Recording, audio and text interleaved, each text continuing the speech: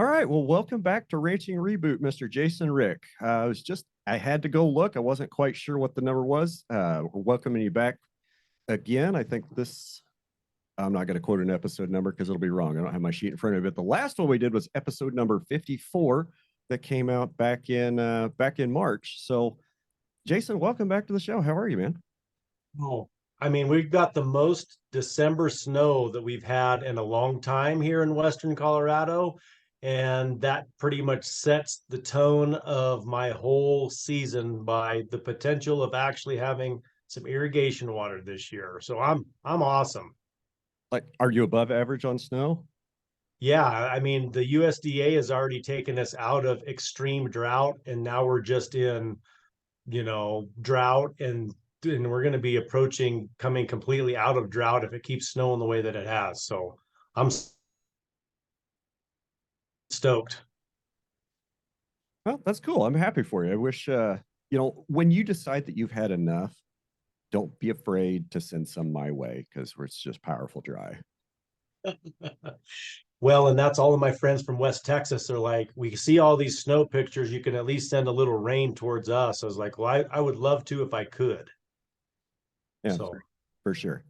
So, just recently, you went out to Nashville for U.S. Cattlemen's. How was that? it was amazing. Um, and we actually we got to speak. We did a beef initiative micro summit at Bitcoin Park Wednesday, Thursday, Friday, and recorded a couple of podcasts with my friends there at Bitcoin Park, Matt Odell and Marty Bent. And then we got to speak at the U.S. Cattlemen's National Convention. You know, we were fortunate enough to get invited by just an amazing family, the Millers. Um, and because Dr. Miller is the president or outgoing president of the U.S. Cattlemen's, his daughter and son-in-law are big into Bitcoin, and so that's kind of how that connection happened. And it was the conversations after we spoke, because the questions were fantastic. I mean, a lot of people are very skeptical about all of that stuff. And so after I approached anybody and everyone that would listen, and I'm like, I want to give you some free Bitcoin just to show you how easy it is to transact, how easy it is to download a hot wallet on your phone. And then talking to some of them, because a lot of them are using H2A workers that are going back with just like pockets full of cash back to wherever it is that they're working That's or, not or great. living, and which is like scary to me. And I'm like, because the reality is you could take your whole year's worth of earnings, put it on your phone, or better yet, send it to a Bitcoin address to Peru or El Salvador or Argentina or wherever they're going back to, and not have the liability of getting mugged on the way. And so they were very interested in the potential of that, not only the safety for their workers, but also the security for the wealth of their workers and their families. And so that was a lot of fun, like trying to troubleshoot and break down the barriers of so much of what the unfortunately there's just a lot of fear mongering in everything we do. And to be able to talk to someone who transacts in it and understands it a little bit better, who's also a cattle rancher, kind of helped calm down a lot of their fears. And I think that there's a lot of misconceptions or misunderstandings about, between the different cryptocurrencies and what that entails as far as personal risk. And we can kind of get into that later. So, for the folks that didn't catch your previous episode, can you tell us a little bit about the Beef Initiative and what the Beef Initiative is? Yeah. So it was started by Texas Slim as a way to, I mean, his mission statement originally was to save children's lives through nutrition.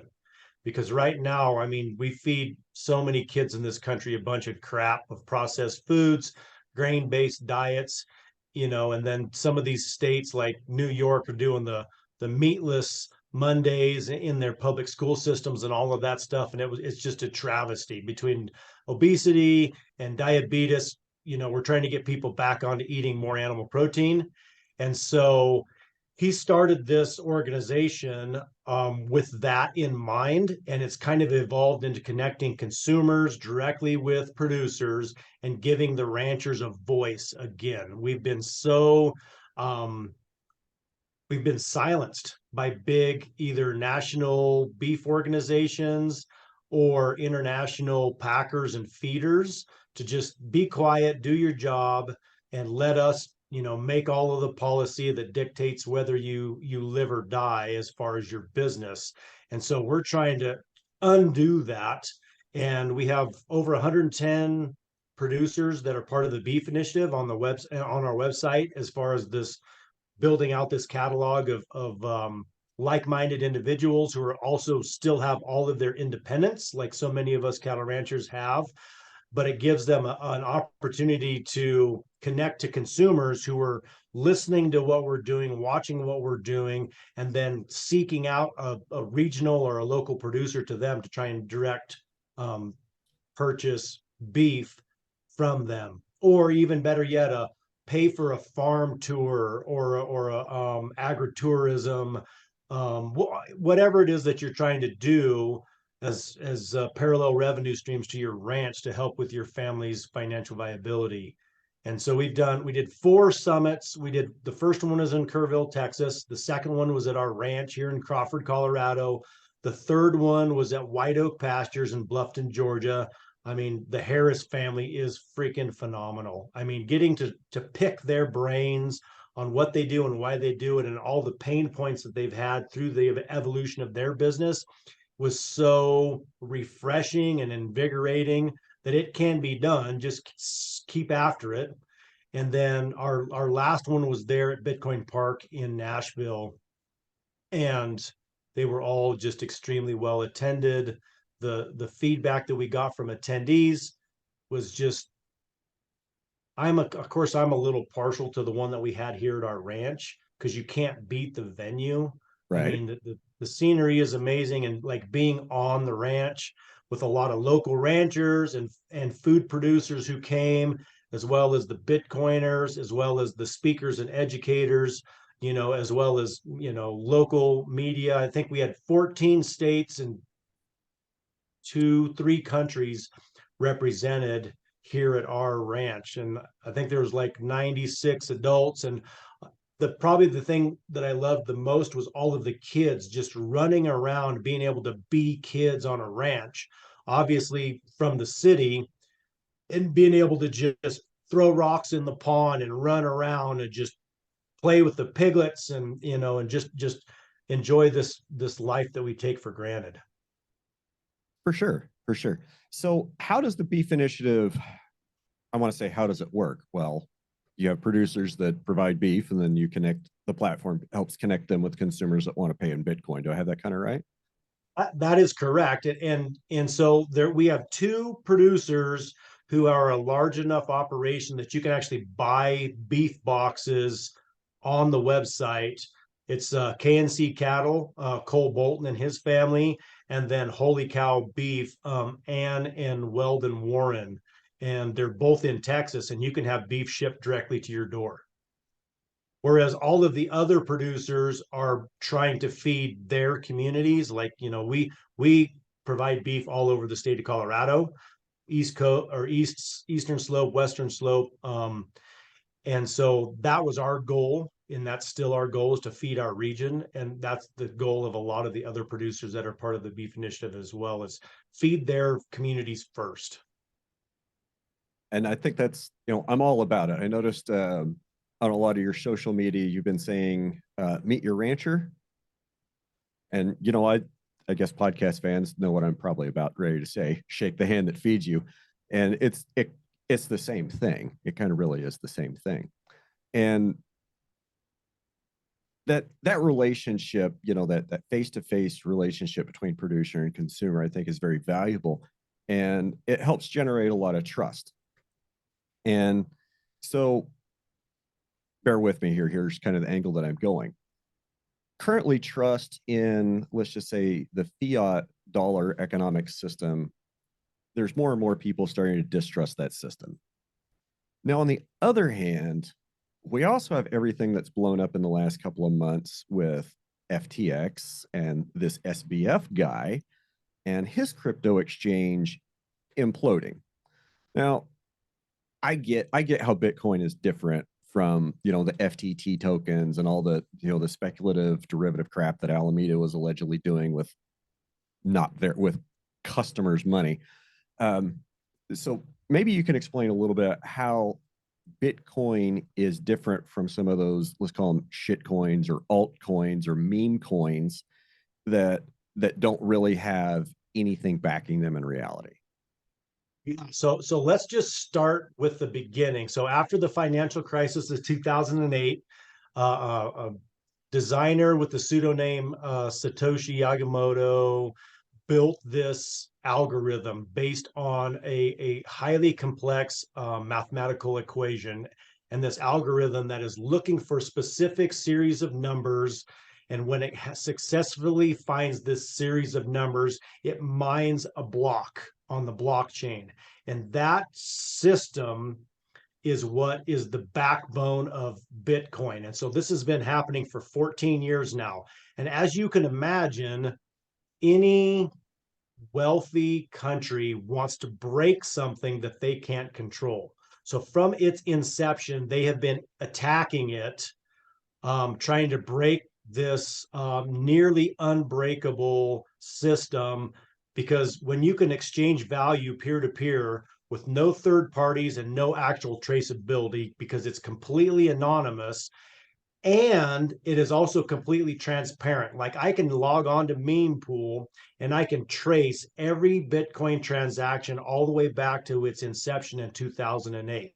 So you have infinite scarcity, you have infinite traceability, you have infinite um, um, security, which is completely different than any other cryptocurrency, because there was none of them to begin with. When they mined block number one, block height number one, that was the first one. And as soon as you stacked another block on top of it, you would have to unravel the algorithm of block two to get to block one to change the code to do anything with it.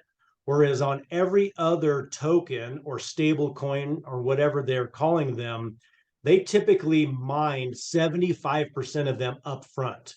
So the owners and the operators and the developers already had 75% of them, and then they released the rest of them out on the market to be bought, sold, traded. So they already have a big chunk of the kitty, and at any time they can move the goalpost. They can literally put something in it that's going to change how transactions work no matter what. Whereas with Bitcoin, you would literally have to unstack every block all the way back to, it's like 777,000, whatever, to change it to make the end result any different.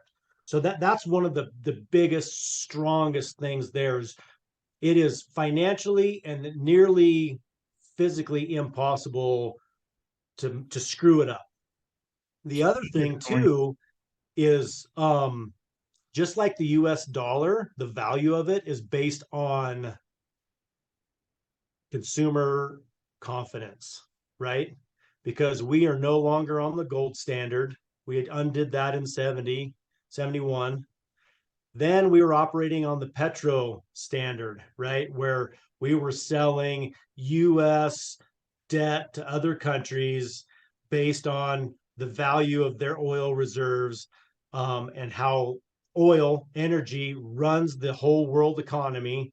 Well, as soon as Russia starts making deals with Middle Eastern countries to buy oil for rupees or whatever it happens to be, as soon as Japan starts looking at, well, maybe we won't transact in dollars anymore, maybe let's transact in something else. As soon as that starts to happen, consumer confidence in the US dollar starts to get a little shaky. And then what we do, you start just printing more money. Let's print more money. Whereas Bitcoin, very similarly to gold, has a finite amount, right? The only difference is Bitcoin will only ever have 21 million coins mined ever, Whereas when the value of gold goes up, we just get more innovative and we find places to extract more gold out of the ground. So that is the biggest difference, where you have scarcity and a real understanding of value. But a lot of gold bugs, once you have the opportunity to talk to them about Bitcoin and how it works and why it works, they kind of have the aha moment, is like, as far as a diversified portfolio, it makes good sense. And then if you look at the trajectory of the value of Bitcoin from its inception to today, and sure, it has these 4-year cycles of halvings where you mine it at a certain hash rate, it gets to a certain point, and then in the next 4 years, you're going to mine half as many. So therefore, the difficulty rating goes way up. So you have this cycle, but never has it dipped below the previous low. It's consistently throughout the 14 years always been higher than the previous low. And our last big high, which of course was the world record high, was over $68,000 a coin, which I had bought at 20,000 and was riding that up. And I could see that we weren't going to make it to where everyone was speculating we would, but I found an opportunity to buy a skid steer, which I'd wanted for forever. So I sold some at the very peak, literally paid cash for a skid steer. And so now I have the skid steer that Bitcoin bought, and it's probably the handiest tool in my whole tool arsenal. But so of course, hardcore Bitcoiners are like, you should never sell it, you should never do this. It's like, well, I'm worried about the circular economy. That's why I accept beef payments in Bitcoin.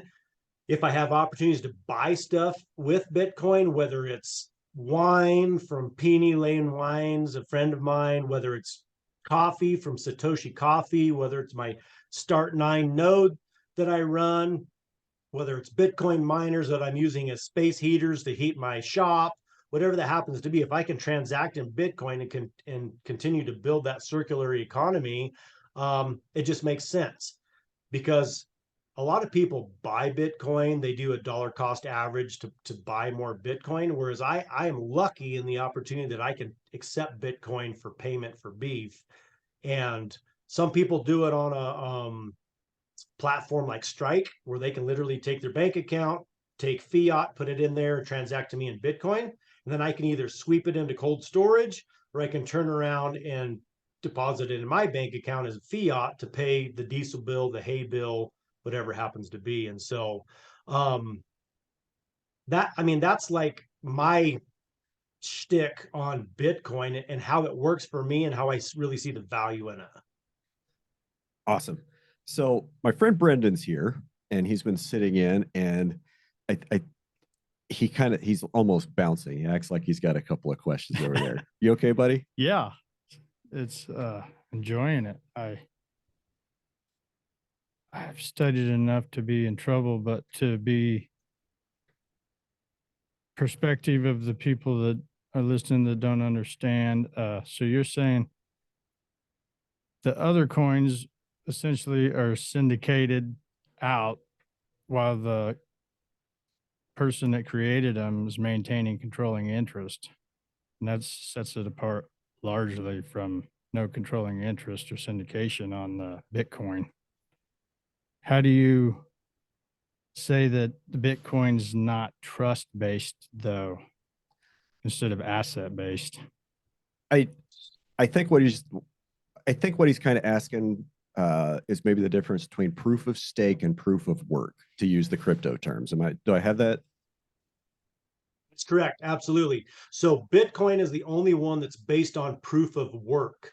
And when we say proof of work, it is the amount of electrical energy and computing power required to successfully fulfill that series of numbers in that algorithm to be then get rewarded for a successful block being mined.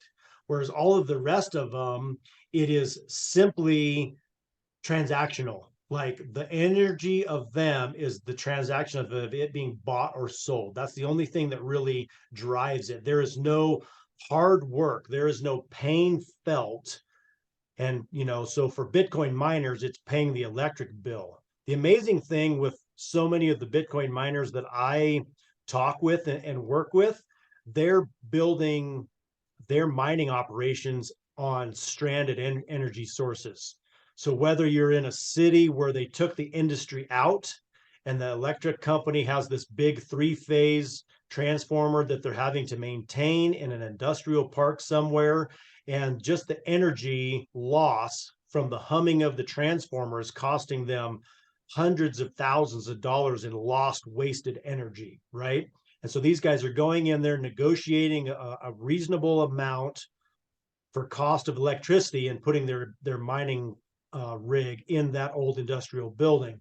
Or they're going out to farms and ranches that have stranded gas wells or defunct oil wells, and where they had either just been capped, pressurized, low pressurized capped wells, or they were flaring the gas off of them. They're going in there, setting up a generator, capturing that gas, using it to generate electricity to then mine Bitcoin that way, and either paying the rancher a cash lease on the land, or if they're progressive cattle ranchers who are interested in that diversifying their portfolio, they're paying them in percentage of Bitcoin mined. And that's the amazing thing for me, is like, I was an underground coal miner for 15 years. And so we free vented or pumped methane out of the mine to make it safe for the miners underground. And that would just go into the atmosphere as whole, unbroken up methane, where now you can get on those wells and you can run it into a generator and mine Bitcoin. And because, CO2 and water, which is essentially what's released when you burn methane, is way better for the environment than straight methane going to the atmosphere. And so it's a win-win-win. It's better for the environment, it's better for the coal company because someone else is maintaining all of that infrastructure. And then you have, market cap or market venture capitalists that are paying for the initial installation of the equipment, that are making money as well. And so it's a win-win-win. So that's the thing with Bitcoin. What sets it apart from anything else is it is actual, truly proof of work based on the electricity required to mine more Bitcoin. Okay, very cool.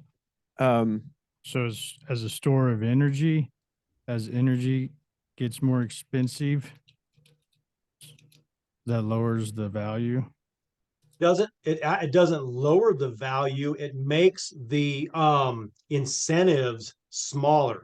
So our miners have to get more and more and more creative in finding other cheaper sources of electricity, because the block reward can get bigger depending on how much what the value of Bitcoin is. So for instance, at $68,000, block reward was huge. But there was such a huge backlog in the production of the actual mining rigs due to COVID and all of those factories, the chip, computer chip factories in China shut down and all of that stuff, that there was this huge scramble, right? Well, now that the lag is caught back up, the block reward is much smaller. So there's some miners who just turned all their miners off because electricity is more expensive than the block reward is, or they're working harder to find more and more free sources of electricity. There's an outfit that's putting micro hydro turbines in irrigation water pipes that then are going to mine Bitcoin seasonally as their irrigation water is running through the pipes, and then they just turn them off when you run out of irrigation water. I think he's talking about gravity flow irrigation, like out of ditches down to side rolls and stuff in Colorado. Yeah, he's not talking about like pumping it up with a natural gas engine from 600 feet out of the Ogallala and then sticking one of those in the center pivot. I that's not what you're talking about, is it, Jason? That's totally accurate. Here in the mountains where we have lots of head pressure, that's where we're talking. But this is actually in somewhere in South Africa is where I was reading about that, where they're actually going to do that, put micro hydro in their irrigation piping, gravity flow, for two things. Number one, help electrify small villages, farming villages, all of those things. And then as well as, venture capital going down there to set up mining rigs to use any of the excess. because, they pretty much only use electricity for light and or to connect to like get the news from the world, what's happening. And so their usage is not very regular. And this gets an opportunity like at night or during the day or whatever, when they have zero demand, they can just flip a switch and mine Bitcoin with it. You mentioned miners as heaters, and I imagine that's kind of more of a thing out in Colorado.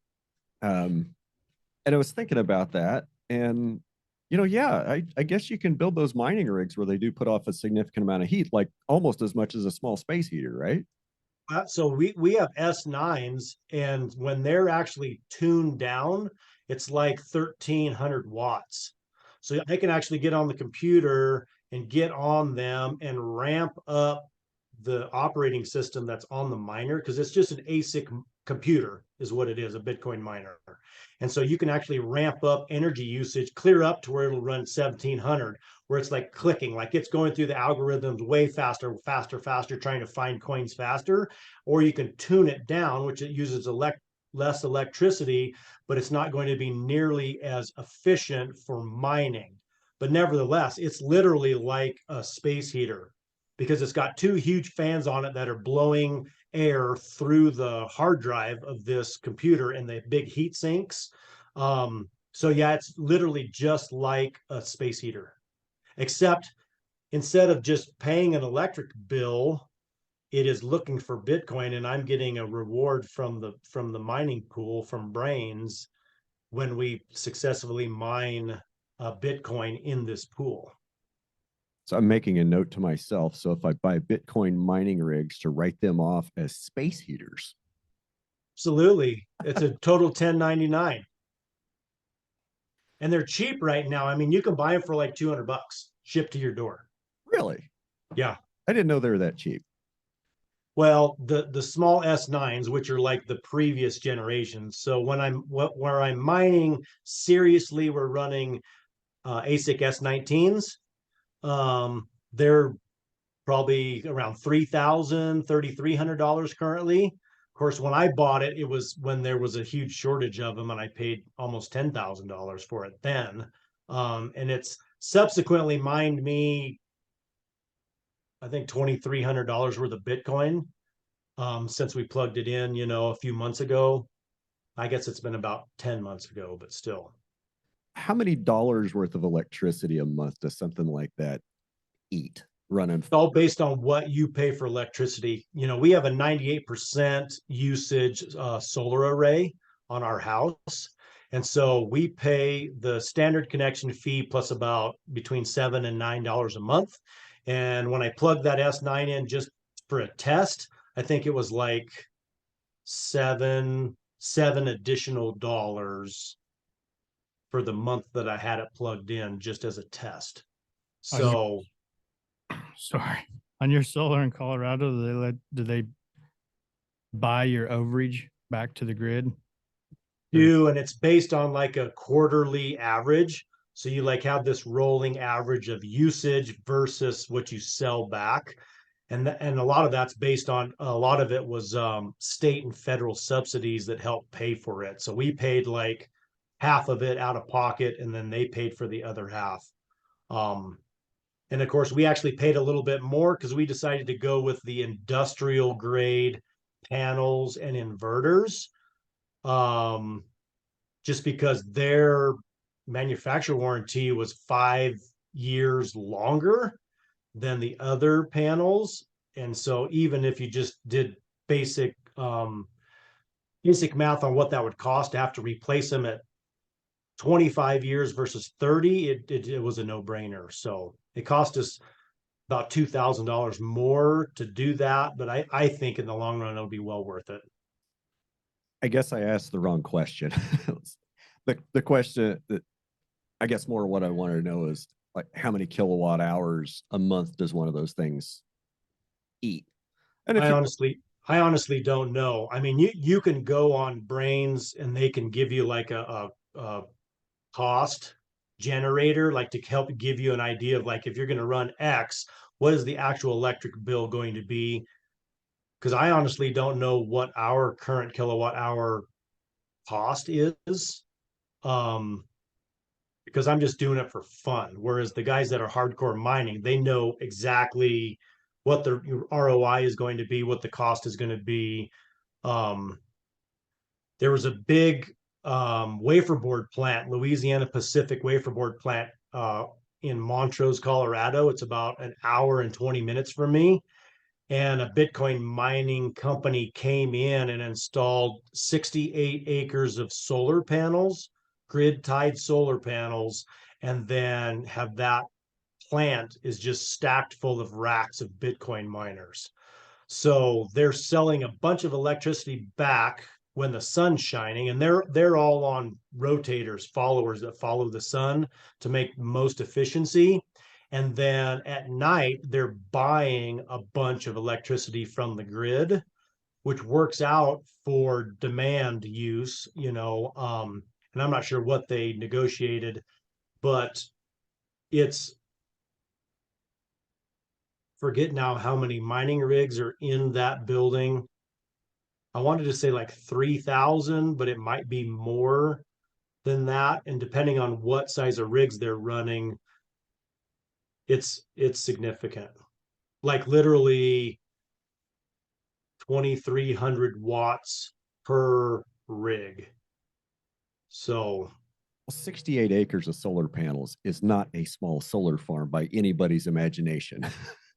no, it's not. And it was when they started putting them in, I'm like, they're literally going to put them on every open piece of dirt on this whole, because I think the whole lot's 80 acres, and they put it everywhere other than the road and the parking lot, pretty much. Wow. So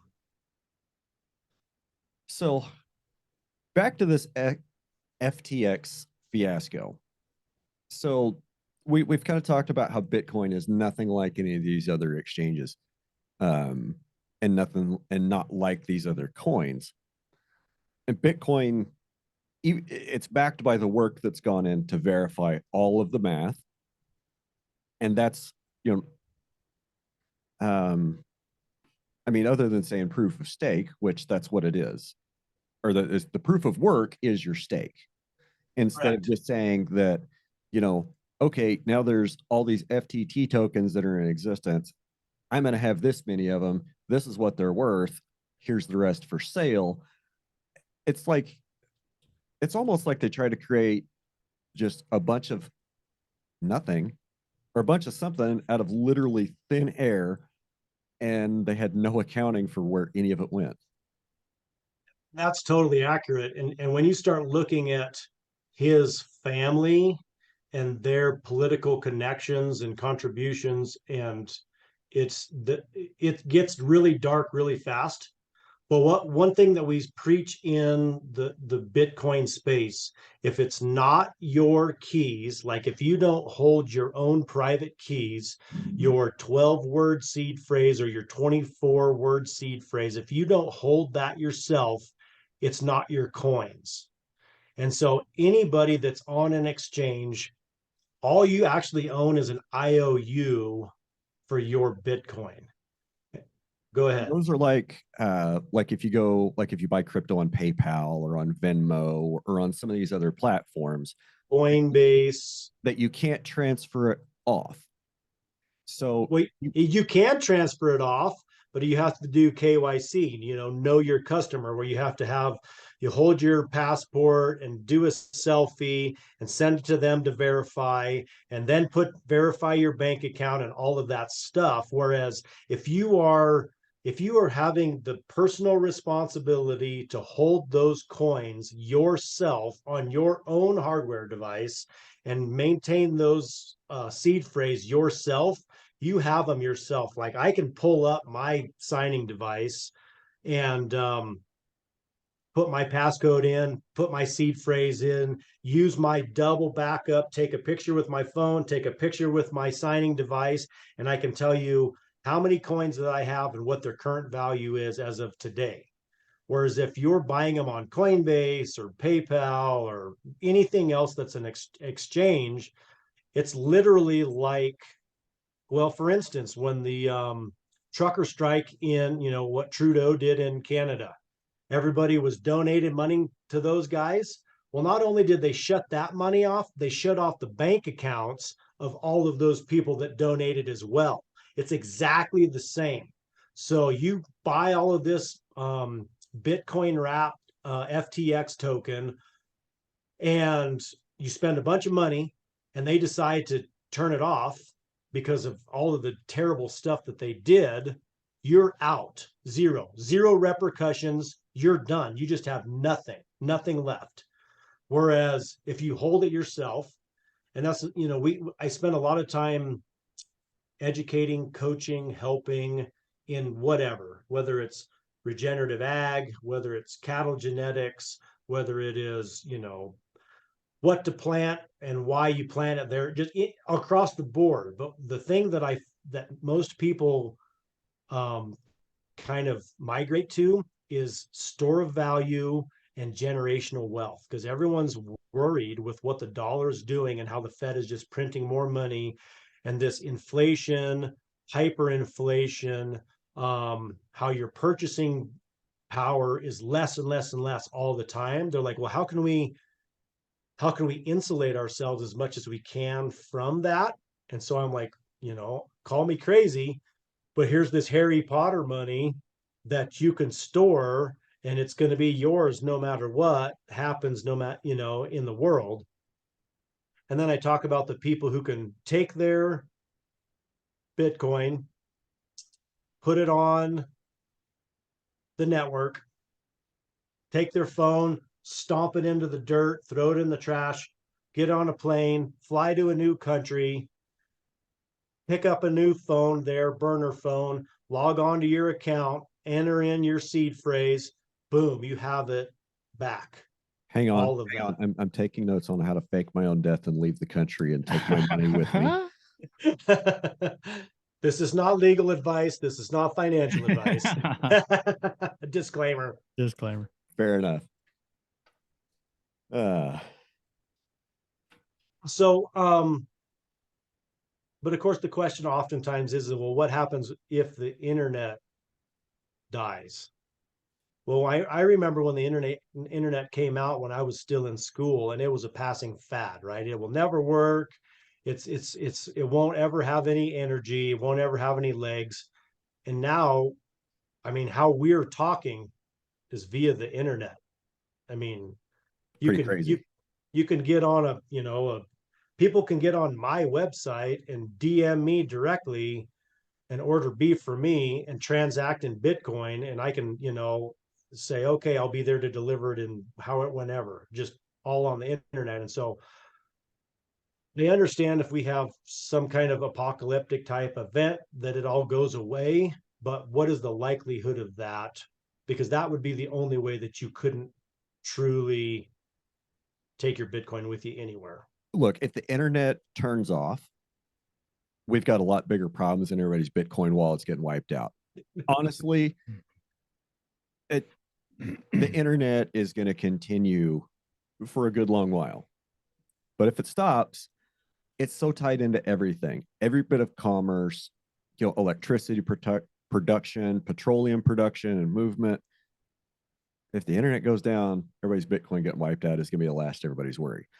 But if the internet does go down and you've been mining Bitcoin and you've been taking self-custody and self-storage and you have your keys, theoretically, if there's ever any sort of connectivity past the point where we go dark, if things start, coming back online and working again, theoretically, you'd still be able to access that store of value, correct? Well, and not theoretically, in reality, literally, like my seed signing device, my storage device, it's not connected to the internet. I took my Bitcoin off of the internet, off of it, and put it on it. So those numbers are there. So in total reality, it's going to be there no matter what.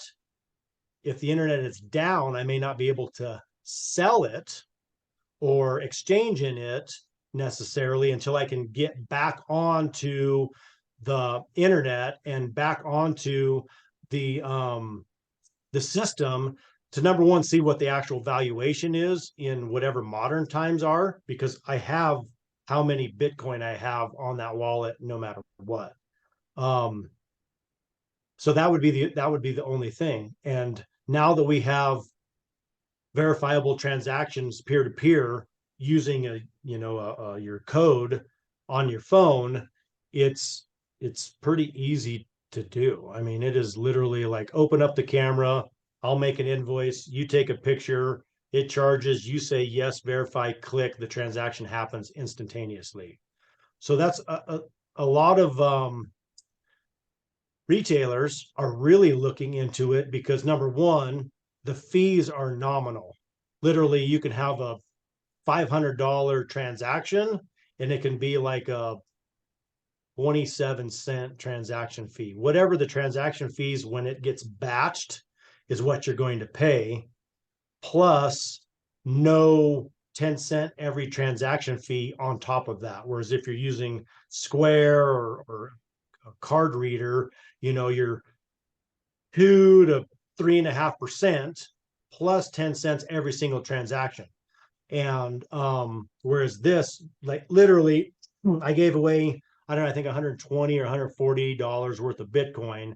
And I think total transactions of those six guys that I gave Bitcoin to, total transactions were under $1. And so, I mean, you're very nominal transaction for all those different separate transactions. That's not a bad place to be. Doesn't sound like. Right. And so that was, we were talking to one retailer that pays $30,000 a year in transaction fees by using, and I don't remember what the operating system was, but, I was just like, Bitcoin. I mean, Bitcoin really, I mean, you're going to put $30,000 back in your pocket.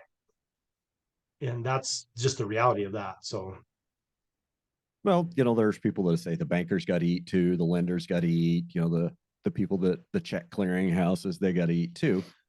But at some level, those are just other layers of organization that were put into place by legislation in attempt to regulate, quote, an economy. And absolutely, we could say the same thing about the middlemen in the meat industry, right?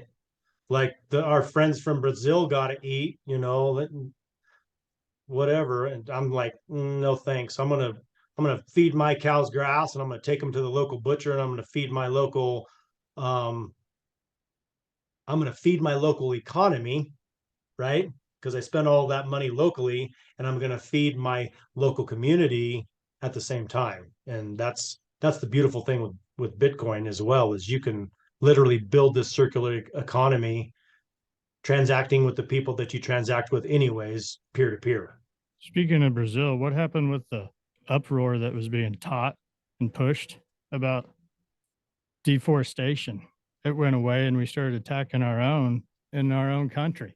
But yeah, it wasn't making the cheap ag economy down there that we're having to compete with on the global scale now. Well, and that's just it. It's called hush money. I mean, when you have the two brothers who are the big wigs in one of those big multinational meat packers can go to prison for, what they were doing, paying their local, regional politicians. It's easy to tell everyone to just be quiet and mind their own business. And when we have so many people in this country that spend so much energy running around with their hair on fire like Chicken Little, the sky is falling, versus actually producing anything, they can steer the narrative wherever they want. Yeah, and they've got the money to have a big mouth. And they don't have to work. They are not out chopping ice on stock tanks. They are not out logging in the woods so we can build houses. They are not out fueling up their 18 wheelers to haul food to the grocery store. They're sitting behind the computer running their mouth on stuff that they literally know nothing about. But whatever the latest headline on the news is, like, oh my gosh, we got to do something about this. And it's just like, good job. Where did that disconnect come from? Because their parents worked to allow them that freedom of mouth. That's exactly where the disconnect was. You You're know, working too hard my drill instructors in boot camp always would say the mothers of America is what made you kids soft. They provided you anything and everything that you needed, and you never had to sweat for it. You never felt pain. They didn't ever let you touch the stove. And that's why I've raised my kids the way that I have is I want you to go out and be leaders in the world and knock heads when necessary, because we have too many kids that have been given everything. I mean, my daughter is a senior in college and she's home from college for the holidays, and she has friends who have never cooked on a stovetop ever. a gas in their tank either. You know, my daughter, as soon as she started to drive, it was like, get your tire tools out. We got to know how to change a tire. Drive the car up on ramps. You got to know how to change the oil. This is your baby. You got to know how to take care of it. Change an oil, change tire, jump start it. Those were like those three things were definitely included in driver's ed when I taught Krista how to drive. Like she knew how to do all three of those things when she went to go take her first driving test to get her farm permit. And absolutely. I was looking through photographs of my daughter at 11 years of age driving the stick shift ranch truck so I could pick up hay, right? Like we've got coats stuffed behind her so she could even come close to reaching the steering wheel and the pedals, you know, and my son was like 4 and he's standing up in the seat, you know, watching as I'm throwing bales on the trailer, and everyone's just like, oh my God, you know, how can you do that? I was like, how can I not? It was either me running back and forth, or I'm going to train my daughter to do it. And she was just so happy to be part of it, right? I empowered her to have like a real positive impact on what we were trying to do. I mean, she was on cloud 9 for days after that, you know, and it's just like there's so much more to that than just helping out on the ranch. You know, it's like you're tough. You can do whatever you want. You can do whatever you put your mind to. Here's the tools to do it.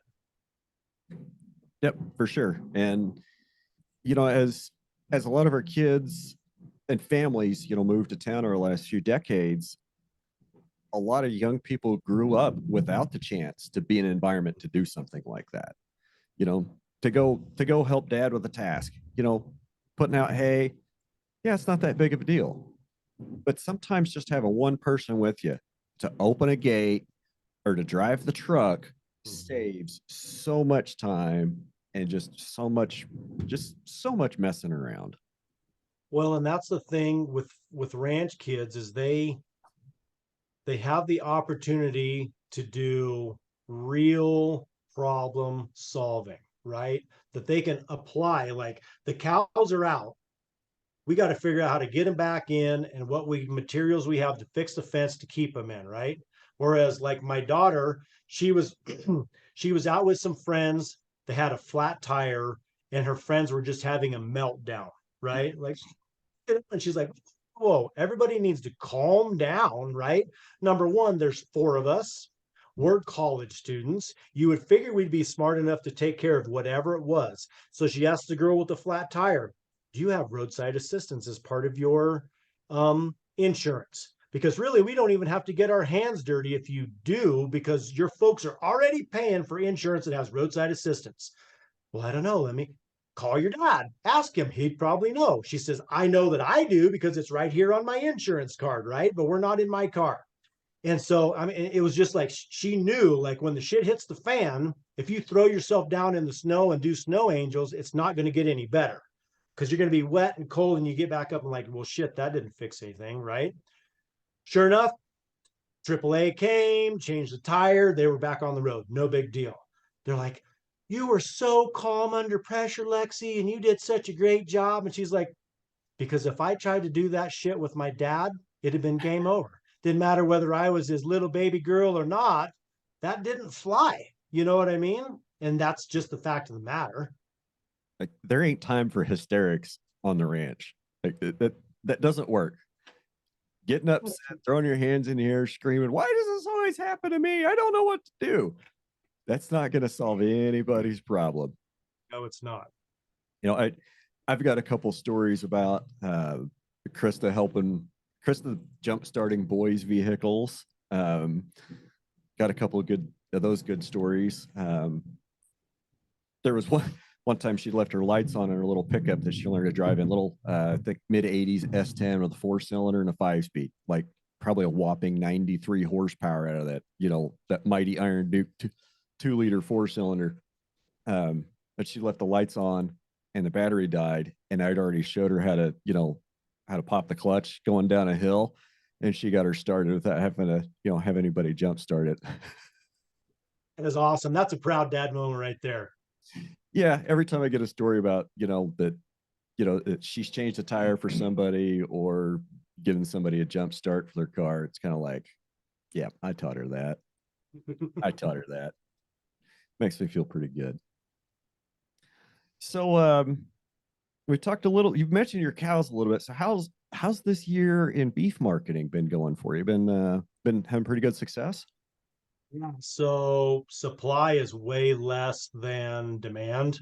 I actually spent quite a bit of time on the phone yesterday, kind of explaining the seasonality of our beef business and how we're looking at going into like a CSA model where you make a quarterly payment with your fall delivery of your quarter or half or whole beef or whatever to help with cash flow. That is one thing the beef initiative has been good for us for, is people just get on there and you can search by state, region, zip code, whatever, and they're like, hey, we're in Colorado, but we're here or we're there. And it's like, well, we deliver to the Front Range once a month. So it's been really good for that. And everyone that I've talked to that's newly signed up on the beef initiative have said the same thing, where it didn't cost them anything. It just took them 10 or 15 minutes to fill out their bio. And so the beef market has been really good. And that's so this summer was some of the best grass that we've ever had. It was dry, but we had timely rains, especially in our cattle that were in the mountains, to where we weaned the biggest calves we have ever weaned. And we only had one open cow out of 113 cows.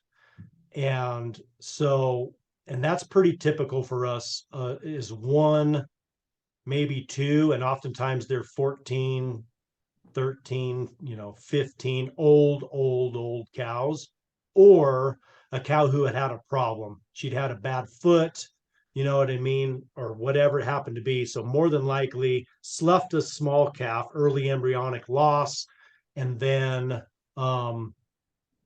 by then the bulls oftentimes think they're done, so those start to go batch out and lay in the shade. Or maybe she had a long-standing infection in that bad foot or that bad eye or whatever happened to be, and never could get back to where she was effectively cycling. There's always been some sort of outside influence on those cows that come in open. And we decided to try and keep all of our steer calves and feed them for beef, because that beef program is so strong. And so I took the 3 smallest, dinkiest looking steers to the sale barn, because I had a bill I needed to pay. And they were 703, 713, and 726, which I was like, well, if that's the smallest, dinkiest, kind of just real narrow fronted, real narrow backed, kind of gangly looking calves, I wonder what the heaviest ones were. So I sorted them off and ran them over the scales, and we had a handful over 1,000 pounds. Granted, their moms are big cows. I mean, the moms, when we preg checked her, the one mom was 1,512 pounds. The other mom was 1,496. And I don't remember the other 1,000-pound calf's mom, but she was up there over 1,300 pounds. But I mean, they look like finished calves practically. I mean, it just, so I'll be able to butcher them much earlier than that 18, 19 months that we typically do. on the other cattle. But the other thing that we've started doing is stacking our really strong mountain genetics back on those cows. And it's like the magic sauce. And so that's one thing about concentrating on our cattle, not on the bull of the month, not on the most promoted carcass bull. Because I've used some of those carcass bulls, because we do still do quite a bit of artificial insemination. And those carcass bulls, How do they do on grass? They're high energy genetics. from the- well, and yeah, and so it's like half and half. Like I don't know where they came up with the numbers. Half of them, like I can't get them to finish. Like they get He's on so huge that I can't even get them to finish. Like they're going to be pretty lean at 24 months. The other ones are like miniature, they're like low lines almost. Like I'm like, okay, well, you're going to grow into it. You're going to grow into it. And the next thing you know, they're just roly poly fat, but they're still only 650-pound hanging weights. And if you look at, those little ribeyes, people are like, well, what is this? Like the marketability of those little ribeyes that are just slightly bigger than a normal fillet doesn't have the marketability. Because for us, oftentimes I can take a grocery store ribeye and put it right next to one of my grass-fed and grass-finished ribeyes, and most people can't tell the difference. It's that perfect white fat marbling, that intramuscular fat with that beautiful little fat cap on them. And that's why we're going so far that way as far as paying attention to our genetics, raising all of our own bulls and doubling down versus, and we still sell a few registered Angus bulls. And so I'm still playing in that game as far as the numbers, but the guys that have been buying our bulls for 8 years continue to buy our bulls, and more of them are keeping their own calves that are selling into their own small markets, direct to consumer markets, and they're seeing the benefit of that because nobody really knows how big their cows are until they haul their cold cows to the sale barn. And I'll be sitting next to them in the sale barn, and I'm like, so at our bull sale, you were telling me you're like 1,300-pound cows, and that really skinny cow, 1,685 pounds. I mean, so when she was in good flesh, she was 2 grand probably. Yeah, I think So there's a lot of guys that say that they've got, oh, my cows are 1,200 pounds. When was the last time you had one of them suckers on a scale? That's my question. Like, yeah. I don't weigh mine very often, but the ones that I have weighed, I got one that's I got a 10-year-old cow that's about 550 pounds. She's a pretty good cow. Could be a little So bigger. I have a third calver, which is one of my son's cows. She was the last heifer born 2018. Last calf born 2018. So she was little, right? She was little, she was late. And I was like, well, we'll keep her, we'll expose her for a short time. We'll see if she gets bred. She weighs 900 pounds bred, right? So when we preg check, she weighs 900 pounds.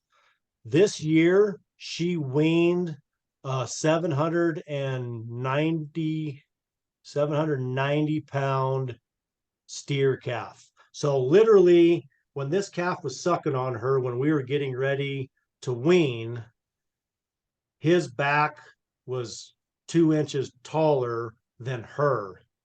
And so that's that kind of genetics that we're then stacking these terminal cross bulls. They're still calving because I'm not going to turn those little cows inside out trying to calve them, but they have this hockey stick exponential growth that gets us there. And it's going to get us to butcher those good hanging weight calves at 17, 18, 19, 20 months of age completely on grass. And I mean, in perfect small bag, probably a little smaller feet than I like. Just she's small. I mean, everything about her is small. but she has enough milk to feed a huge calf and breed back. So we have quite a few of those that are now bred heifers for this go around that are similar size, a frame score of 4.25, but as wide as they are tall, as they are deep, and bred back to a really nice carcass bull that was raised by a local friend of ours who's a breeder. So I'm excited to see those calves. They should start coming here first week of January. So we'll see. Very cool. How long is your breeding cycle this year? So it should have only been 45 days. But 2 weeks ago, before we went to Nashville, or before I went to Nashville, I went up to check on the quality of the grass, move those cows to a new pasture, and I look out and I see a calf. And so I get back in my phone and I scroll back and I was like, Mountain Program, our top bull got out. And I was like, oh. So anyways, I went out and checked. He got out and was out for about 3 hours. And I have 7 calves a month before we were supposed to start. I don't think you need to get him tested. So, well, and he's a 2014 model. So he's a old bull. It's a bull that we've sold interest in to multiple ranches. I've collected him, sold semen all over the West. And he gets the job done. As a matter of fact, he's at a friend of mine breeding all of his fall calving cows right now. And the guy, his numbers are fantastic. His docility, they were complaining about having to move him, and he wouldn't go, to where they had to twist his tail and push him along at over 2,000 pounds to get him to the next. I said, well, honestly, you can take a grain bucket, empty, just a bucket. He's like, oh yeah, I know what that is. And he'll follow that bucket wherever you want to go. And then he'll try and stick his giant head in there and be totally disappointed, but he'll go wherever you want him to go. So 7 calves in 3 hours. Yeah. That's a good bull. That's a good bull. Well, and so I mean, I was wondering, like, so was he out longer than that? But because what we had done is we were going to pen breed. You know what I mean? I have these cows I'm going to use this bull with, these cows I'm going to use this bull with, these cows I'm going to do this bull, use this bull on to try and even out some of the stuff I'm trying to do. And I had all the bulls penned together. And I went to town, everybody was in. I came back and all the bulls are standing at the fence bellowing at him. And I see he's just mountain cows. I was just like, oh my gosh. So of course, as soon as I show up, he's like a kid doing something he's not supposed to do. He's like, oh, I'm sorry, Dad. And I raise my hand up and he puts his head down and walks to the gate so I can put him back in. And then I took all the bulls and moved them a whole pen over. So there's 2 fences, panel fences between them. And I was out there trying to see, because, oftentimes when a cow gets bred, she's walking around like, yeah, she's been bred. And so I was writing their ear tag numbers down, like, do I utilize them and then kick them out? I mean, I'm ready. I don't want to do that, because are they going to be able to recover within this 30 days to where I actually want to start breeding? All of this stuff. And I was like, I'll just leave them and we'll deal with them later. And then I forgot about it. So there was 16 cows in that pen and he bred 7. Yeah, 7. So unfortunately, it wasn't the cows I wanted him to breed, inevitably, but nevertheless.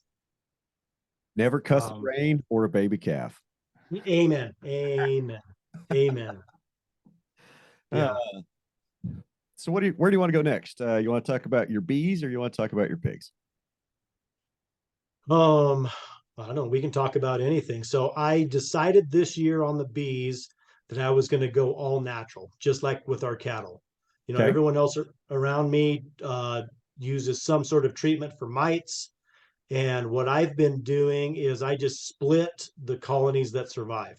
So I build out, the problem with bees is it's not like cattle, because when a virgin queen flies out, she may get mated by up to 50 drones. So you'll have semen from 50 drones, and you don't know whether they were commercial bees that are always treated, whether they're wild bees, all of those things. So you can't have that replicatability necessarily. I learned this just the other day. There was a Brendon, I told you Joe Rogan was going to come up, but this isn't the one I thought it was, right? So Erica Thompson was on Joe Rogan just the other day, and she's, I guess, a beekeeper down in Austin. And I think she went viral with a couple of videos of like 40, 50 million views of her like getting these bee colonies. And I didn't know that a young queen would leave a hive and go find what they call it, a drone swarm. Like there are these areas 100, 150 feet up in the air where these drone bees know to congregate at just the right time. And they're just hanging out, just waiting for a female to come cruising somewhere in the general area. And then they're all going to go try to mate with her. I just thought that was wild. And then she mates with them and then goes and makes a hive and never has to mate again because she's carrying all the genetic material she needs to fertilize every egg that she's carrying already. Like, yeah, that's wild. Well, and that's the thing. And then the drones die immediately after they deposit their semen, and fall to the ground dead. So it's, chip, chip, cheerio, one shot, one kill. But glad I'm not a bee. Yeah. So so that's what we're doing with bees. With so much traveling in the beef initiative and speaking events that I've been going to all over, the bees have not been getting the attention that they probably need. But that's also what I find with my cattle. I raise a lot better cattle, and I make my decisions based on the reality of good cattle and genetics and all of that when I'm not babysitting them. Because you can feed fertility in and you can babysit calving problems. But the reality is the cows that can't have a live calf on their own, they get a one-way trip to freezer camp. If I lose a calf for whatever reason, whether it's my fault or their fault, their moms go away because it might have been their mom's fault, and I don't need to potentially replicate it in keeping a heifer out of a cow that has a calf that has a problem. And what I'm finding is we have practically no problems, practically no sickness, just by doing it the way nature intended, like not calving in the same pastures and building soil first, and then just letting the grass express whatever its potential is, and then moving the cows accordingly. Our mountain property that we lease typically had been grazed June 1 all the way through till the grass got too short or the snow got too deep. And what we did this year is, because I picked up another pasture, we stayed until the middle of August. And I let all of that native grass and all of that improved grass that got hauled up in the rumen of a cow go completely to seed. And then turn the cows in on it. So you had this standing forage that once they mowed, we got a timely rain and we got regrowth because it cooled off. It was just like, and the land responded very well. And then the performance of the cattle completely paralleled that also.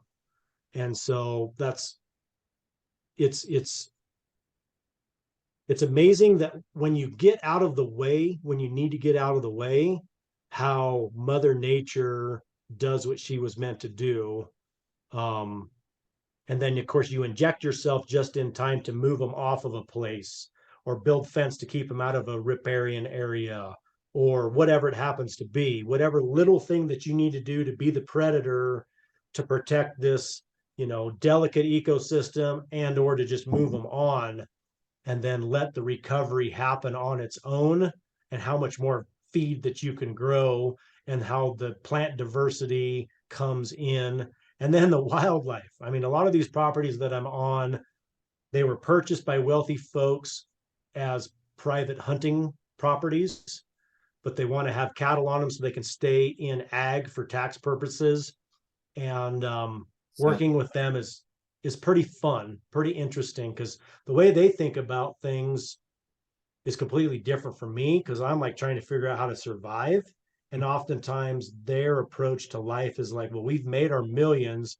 Now we're trying to figure out how to protect it, how to protect these assets, and make connections with people who we want in our tribe. You know, me to be part of their tribe as the cowboy and the land steward and all of those things, and being introduced to their friends and family and coworkers and all of that stuff is just, it's been fantastic for me to be able to tell my story to those people and then listen to them explain their stories of how they got where they are and why they do what they do and why they prioritize what they prioritize. For sure. So I want to circle back to this whole crypto thing.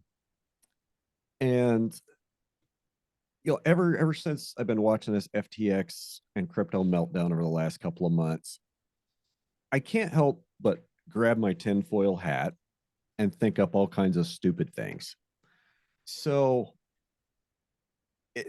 like, I guess the conspiracy theory that I want to spin right now is this whole FTX, Binance, crypto meltdown, is this kind of in either being engineered or being allowed to happen so that they being governments have some sort of backing to start trying to regulate and issue a central backed digital currency?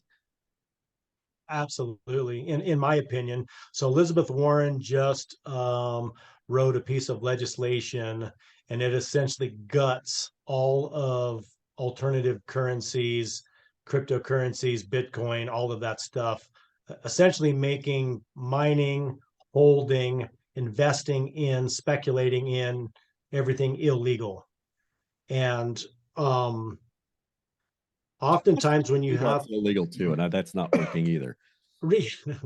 well, and that's what we're finding is all of the incentives are broken in so many of these systems, and it's completely dictated by who pays the biggest lobbyists, the biggest lobbying dollars. And so because Bitcoin, for instance, is totally a grassroots effort, right? If you look at the systems built on the back of it, you have a whole bunch of like-minded sovereign individuals, not necessarily huge high net worth individuals.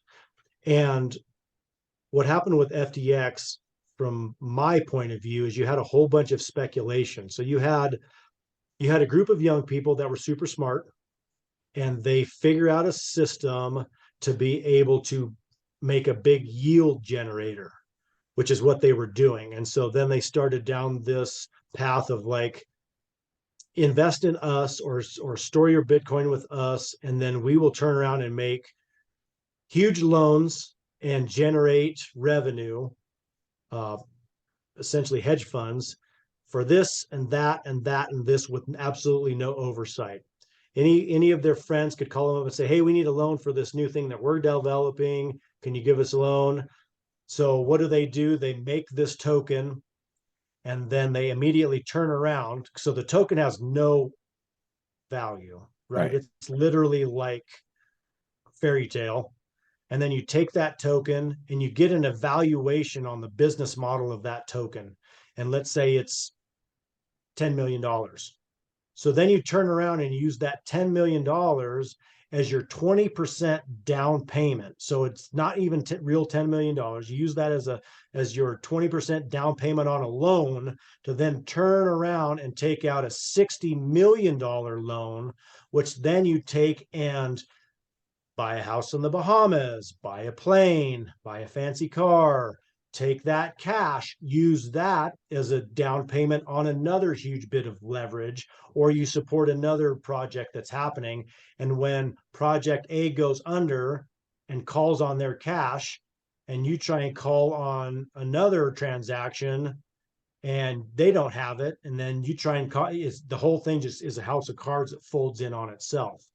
And that's the problem. Is it looks to me like there was no oversight by anyone at all whatsoever. So you have huge amounts of monies, billions of dollars, with no government oversight at all, right? Because it was like, oh, this just kids having fun, it'll be fine. This is my son, and I'm the chairman of this organization in the government, and our friends help fund this campaign, and it'll be okay. And now you look at it, a 30,000-foot view, and you're like, those people should go to jail. Those people should go to jail. Those people should go to jail. Those people should go to jail. Those people should go to jail. And a whole bunch of those are big names in certain political parties, and also with very specific goals, having proclaimed, this is what we think should happen. This is what we think should happen. This is our priorities. And you're like, well, that aligns exactly with letting this whole thing blow up, so then you can jump in and regulate the guts out of it. Yeah. Is it conspiracy theory? Is there something driving it, or are they just maybe had an idea where things might go and position themselves to take advantage of an opportunity? I don't know. I am like the possibility of centralized digital money, of programmed money that they can just turn off whenever they feel like it. Or, like if you've reached your carbon allowance for the month, you're not allowed to go buy that cheeseburger. Like that's the dangerous centralized digital currency. And I get that this is something that hasn't come to pass yet. But how would Bitcoin protect you in something like that? Because you can have your own cold storage on your telephone or other device, and you can walk up to somebody and execute a transaction right there, and it doesn't have to go through the central control bank because it's verified on the entire distributed computing power of the blockchain. That's exactly right. And it is completely peer-to-peer, and it's anonymous. So that's the other thing too, is so it's just a series of letters and numbers is the transaction. And so you don't know who that is. The thing that we as Bitcoiners are working on is what's called like a mixer, because if you look at it from the triangulation standpoint of how you trace cell phone signals or how you trace emails, is you're like, we know it left this point and it went to this point, and then we were able to pick it up on this point. Well, eventually, and they're working very hard right now, all of the governments are working on this with their top programmers, is how to triangulate these digital transactions to a physical point. So that way, okay, well, that guy holds 10 million Bitcoin himself. And so we can trace all of these transactions that are happening to him. So right now there's a couple of programs that it's like a mixer. Like you can put your transaction in and it will generate an anonymous code from another pool to then put that in your cold storage, to try and circumvent that, because inevitably it's all about regulation. It's all about control. So right now, let's say like I'm taking Bitcoin for coffee. Everybody knows like, okay, well, there's 4,000 $5 transactions at this one particular retailer. So we know he's got X amount of dollars of Bitcoin because that's what was transacted in there over the last 24 hours. Whereas then he could take that, all of those small transactions, and mix them, put them into one big transaction and move them somewhere else to then break that chain of custody to limit the traceability. Okay, I get what you're saying. And where I'm maybe kind of confused on the whole hardware wallet self-custody, because, I have one. I've got, I don't know, like 12 sats or something. But, I do have my passphrase, my key, my 12 word key. And well, the crap am I saying? I'm not even sure what I was trying to ask. But you know, If you only have 12 sats, that you need to send me a Bitcoin address so I can send you more. I have a few more than that. Okay, so I have my hardware. I have my hardware wallet where my Bitcoin are stored. That's accessible through my 12-word key phrase. Okay, and the ledger's public and transactions are traceable. But what there isn't is a central ledger that ties wallet addresses to a person. Correct? That's correct. So Whereas on an exchange, when you have to do KYC, your wallet address and your physical address are tied together. And oftentimes, so is your bank information, because that's how you're making transactions in and out, is through your bank. And so whenever any of those exchanges has a data leak and you shoot out this email or this spreadsheet or Google document that has 100,000 names, physical addresses, and how much Bitcoin was stored on their exchange on there. I mean, you could see your high level individuals should be nervous. Well, let's go take that guy, break his legs, get his seed phrase, and steal all of his Bitcoin. That's why if it's not your keys, it's not your coin. and that's why having that those 12 or 24 words, your seed phrase or your seed code written down, like probably not a good idea to have that written on a legal pad and stored with a rubber band around the hard drive that your Bitcoins are stored on. I'm guessing that's a bad idea. Yeah, so there's a company that makes a because that's like a signed check, right? that's exactly right. There's a company that makes a little metal block, and you can put them in it, stamp it with the metal block. There's another one that you can put a washer in and use your die stamp and do like the first letter or the second letter, first and second letter of, because honestly, it will help you generate when you're going to type in, because it's a lot of short words. They want to make it easier for you to remember. And then you can get into multi-signature. So you have 3 devices that 2 of which have to be together to make a transaction, and they're stored geographically in different places. Like for instance, I have some close friends and family who were storing different multi-sig devices in different other people's proximity. So like if the shit ever hits the fan, they have something stored here, that's safe, if their house burns down or whatever happens where they are. And so that's like the next level is the multi-signature, which there's some great companies that do that specifically. They do like the white glove concierge service as part of their business. Okay. And so for me, I see Bitcoin not only as a store of value, but also as a media of exchange.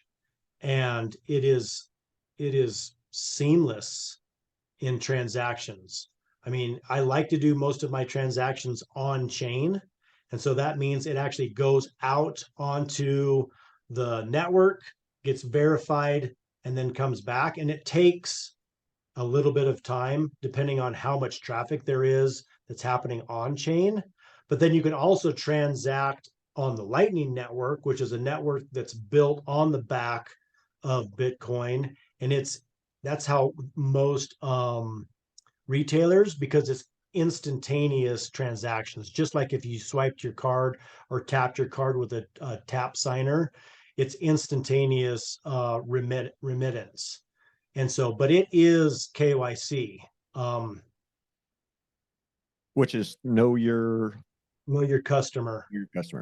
And Yep. that's the actual verification that can tie a personal identity to a Bitcoin wallet. You got it. Absolutely. Yep.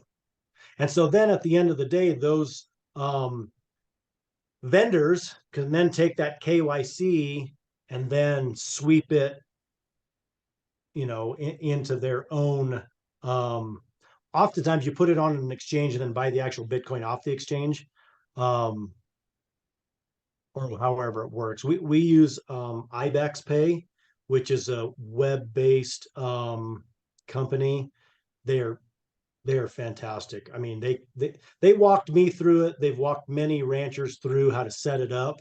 And the great thing about it is if you go to a farmer's market, you can set up the code to where whoever your employee is can't access the funds. All they can do is access the transactions. And so you can set it up to where they put their code in, you know, their name is connected to their code. They can scan all the transactions, but they can't actually see how much money you've made, and they can't access it until till me as the owner can log in and see how many transactions were through for the day. And then I can either choose to sweep it into fiat to pay bills, or I can sweep it into cold storage for long-term storage. And it can be on any device, whether it's an iPad, whether it's a cell phone, whatever, you can put it on any device. I can see how maybe it could solve some problems for some folks. You know, I would have a lot of reservations sending somebody that I didn't trust completely with a couple $1,000s worth of cow to a farmer's market to accept payments either on, you know, a Square device or over PayPal or whatever. But the way you just described with the customers coming up paying in Bitcoin, I can see, you know, the money goes right to my Bitcoin wallet. The person I hired, they just need to have access to see the transactions there. Once the transaction's there, okay, paid boss, here's your cow. Goodbye. And you don't have to worry, is that person going to skim a 10 or a 20 here off the cash? Or did every transaction they put in my little Square reader, or did maybe one of them they put in their Square reader, you know? Absolutely. Well, and so that's the other thing too, is now there's a couple of companies that are building inventory on the back of that as well. So you can literally have inventory built on the back of that. So you have a QR code on a package, you scan it, you pay, and you automatically get an alert like there's only one package of ribeyes left, or there's only 5 pounds of ribs left, or whatever it happens to be. So when it comes back and you look at your inventory list and you're like, well, we're short 2 packages of New Yorks, like where did they go? And so that's another thing, because it's all digital, the possibilities are endless for innovation. For sure. For sure. So, we kind of need to wrap up here. What are some resources that you'd like to leave people with? Some, maybe, a couple good links, that we can send people to learn more about Bitcoin and self-custody. We're going to have, I'll make sure we get, Beef Initiative in there. Is there, I don't know, maybe is there somewhere you want to send people to, research miners or self-mining maybe? Sure. So Matt Odell, he's on Twitter, but his podcast is called Citadel Dispatch, is amazing. He is a fantastic educator. He actually came here to our ranch, onboarded 52 people with their very own wallets on their phones, and then we transacted over $1,000 worth of transactions in 14 minutes. So Matt Odell, Citadel Dispatch, he's fantastic. He and Marty Bent do a podcast together called Rabbit Hole Recap. So essentially it's like they dissect the week's news in Bitcoin. They're great. I've been on both of those podcasts. For home mining, a fantastic one is the Econo Alchemist. He was a speaker at our conference here at the ranch. He is actually a Colorado-based guy. He was a former railway worker. And when the pandemic and all of that happened, he decided that he wasn't going to comply, started doing his own thing. So he's actually doing home mining. He's a huge security nut. You can find him on Bitcoin TV. That's where most of his stuff is. And then, of course, as you said, beefinitiative.com. We have a couple of websites, which I do a terrible job keeping up, but hopefully that's going to change. I have a couple of business partners that are going to come and help us with our digital presence, as well as our business, building out branding and that thing. So that's rickranches.com. And then we have a Wrich Ranches Google website. So those are fantastic. I would also like everyone, I mean, RCAF is fantastic. That's an actual real voice of the ranchers. Hey, US Cattle, yep, and I'm a member. US Cattleman's is another great one. I'm also a member of them, and we were able to speak to so many of their people. Essentially, everybody needs to get out and shake your rancher's hand, hashtag know your rancher, and vote with your dollars. Buy stuff from the people that are doing things the way that you want it done, who align with you and your ideals, your goals, and your morals. There's so much stuff online that you don't need to buy. It's a bunch of crap you don't need. And in the grocery store, all of those middle aisles, it's the same thing. It's a bunch of crap that you don't need. If you source good animal protein, beef, pork, chicken, eggs, raw dairy, I mean, having raw cream in your coffee in the morning with your own home raised honey, there isn't much better way to start the day. I would agree 100%. I don't And have. so I empower everyone to take some self accountability for your life, for your health, for your family's health, and for your local communities. Get out and get involved. I mean, some of those board of director seats are being filled by people who are trying to kill rural America. And if those of us that, really prioritize our rural living and us being able to do what we want to do, where we want to do, if you want to be able to go and step off the back porch and take a pee, you got to make sure that your neighbors can't encroach on that. And so, get out and get involved. So that's really my mantra. I preach that everywhere I go. Great stuff. And I don't find a whole lot to disagree with. It's just a little semantic of shake the hand that feeds you. Brendon, you got anything you want to close out with, man? Love it. Learned a lot. Well, it was fun having you here, and I guess we'll let everybody go. Cool. Thanks so much, Brian. Good to meet you, Jason. Take care. It's great to talk Yep, to you again, thanks. Jason, and we'll see you next time. Awesome.